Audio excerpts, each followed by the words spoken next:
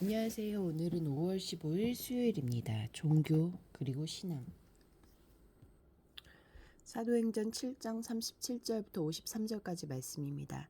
이스라엘 자손에 대하여 하나님이 너희 형제 가운데서 나와 같은 선지자를 세우리라 하던 자가 곧 이 모세라.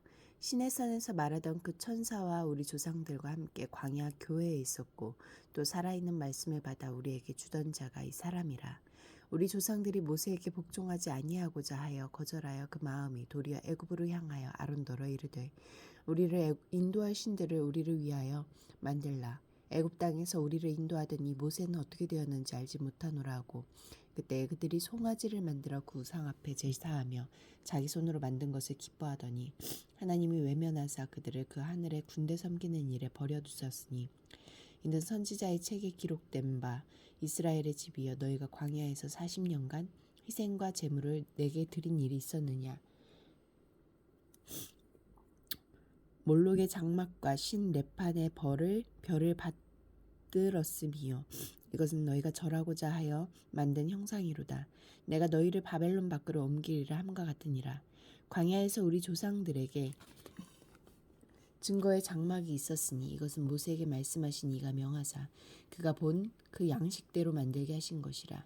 우리 조상들이 그것을 받아 하나님이 그들 앞에서 쫓아내신 이방인의 땅을 점령할 때에 여호수아와 함께 가지고 들어가서 다윗 때까지 이르니라. 다윗이 하나님 앞에서 은혜를 받아 야곱의 집을 위하여 하나님의 처소를 준비하게 하여 달라고 하였더니 솔로몬이 그를 위하여 집을 지었느니라. 그러나 지극히 높으신 이는 손으로 지은 곳에 계시지 아니하시나니 선지자가 말한 바 주께서 이르시되 하늘은 나의 보좌요 땅은 나의 발등상이니 너희가 나를 위하여 무슨 집을 짓겠으며 나의 안식할 처소가 어디냐. 이 모든 것이 다 내 손으로 지은 것이 아니냐 함과 같으니라. 목이 곧고 마음과 귀에 할례를 받지 못한 사람들아 너희도 너희 조상들과 함께 항상 성령을 거스르는도다. 너희 조상들이 선지자들 중에 누구를 박해하지 아니하였느냐. 의인이 오시리라 예고한 자들을 그들이 죽였고 이제 너희는 그 의인을 잡아준 자요 살인한 자가 되나니 너희는 천사가 전한 율법을 받고도 지키지 아니하였도다 하니라.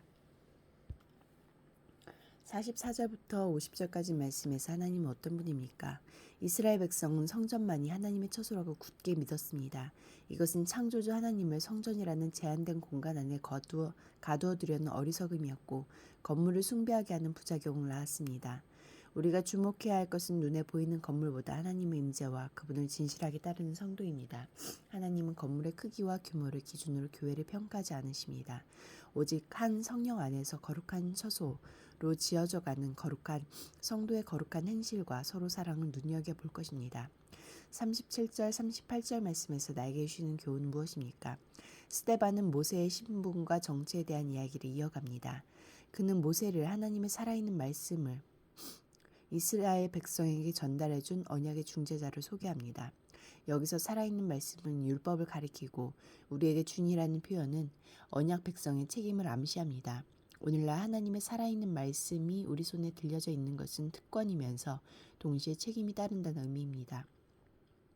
39절부터 43절까지 말씀에서 나에게 주시는 교훈은 무엇입니까? 하나님의 살아있는 말씀인 율법을 받은 이스라엘 백성은 그 율법의 내용을 삶으로 구현해내야 할 책임이 있었습니다.